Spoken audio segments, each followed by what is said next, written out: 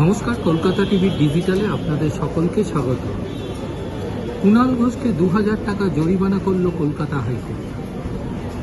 কলকাতা হাইকোর্টে বিকাশ রঞ্জন ভট্টাচার্য সহ তার জুনিয়রদের চেম্বারের সামনে বিক্ষোভ দেখানো হয়।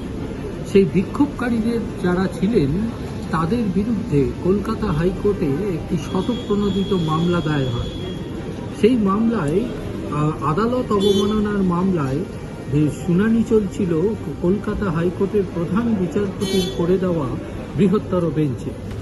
বিচারপতি অরিজিৎ বন্দ্যোপাধ্যায়, বিচারপতি রাজশ্রী ভরদ্বাজ এবং বিচারপতি সব্যসাচী ভট্টাচার্যের এই বৃহত্তর বেঞ্চে মামলার দীর্ঘদিন শুনানি হয়।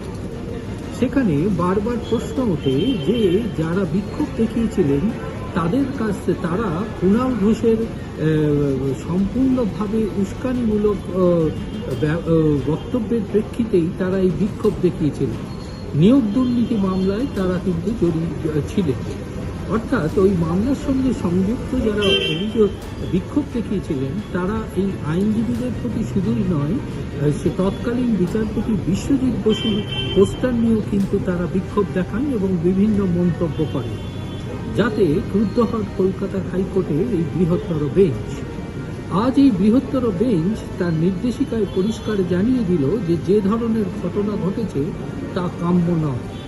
তাই এই ঘটনার সঙ্গে জড়িত কুণাল ঘোষকে তারা এই বৃহত্তর বেঞ্চ 2000 টাকা জরিমানা করল। পাশাপাশি এই মামলায় যাদেরকে আদালত মনে করেছে এই ঘটনার সঙ্গে যুক্ত তাদের 1000 টাকা করে জরিমানা করা হয়।